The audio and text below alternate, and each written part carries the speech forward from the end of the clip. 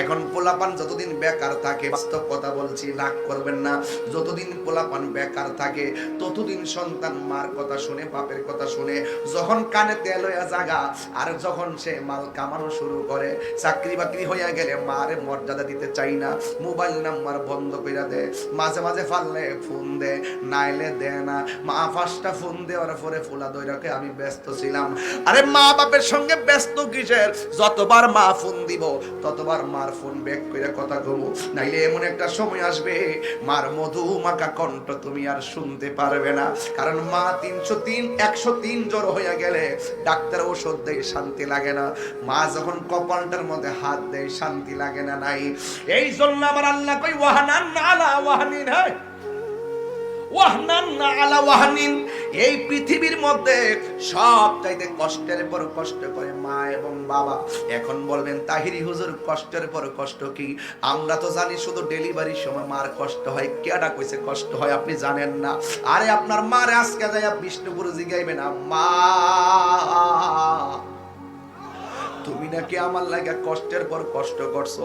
এই কথাটা কোনো মোল্লা কইছে না, এই কথাটা নাকি আল্লাহ কোরআনে কইছে। কষ্টের পর কষ্ট করছে কেমনে জানোনি?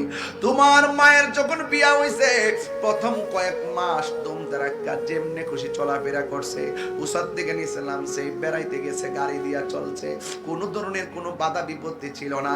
যেই মাত্র শুনছে তুমি মার পেটের মধ্যে কনসেপ্ট হয়েছ, সেই দিন থেকে মা আর দূরে হাঁটে না।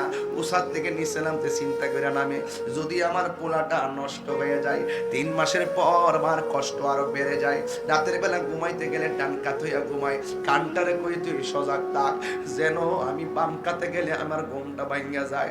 ঘুমটা ভাঙ্গার পরে মা আস্তে করে বাম কাতে যায়, কারণ পেটটা যদি চাপা পড়ে সন্তানটা নষ্ট হয়ে যেতে পারে।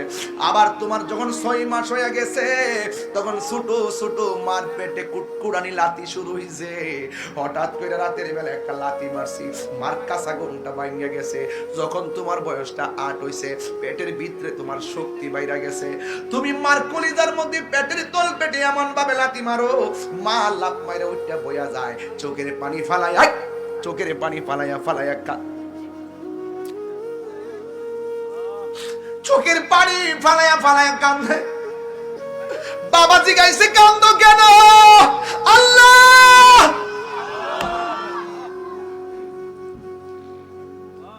হাই রে, বাবা জিগাইছে কান্দো কেন?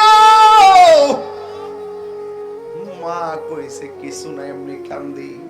চোখের পানি ফালায় ফালায় রাত্রটা কাটাইছে। 9 মাসের কালে আরো বেশি কান্না শুরু হয়ে গেছে, কারণ সন্তান পেটের মধ্যে জোরে জোরে লাথি মারে। তখন 9 মাসের পর আর সময় কাটে না।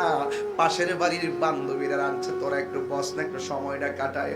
2-4 জনে বইয়া মহিলা কথা কয়। হঠাৎ করে মা চোখের পানি ফালায় কান্দে। ওই মহিলা জিগাই কান্দো কেন? এবার মা ডাক দিয়ে কই কান্দি কি তোরা কি জানোস না? আমার পেটের ভিতরে 8.5 মাসের বাচ্চা, আমি কথা বলতেছি, হঠাৎ করে আমার পেটের মধ্যে লাথি মারছে।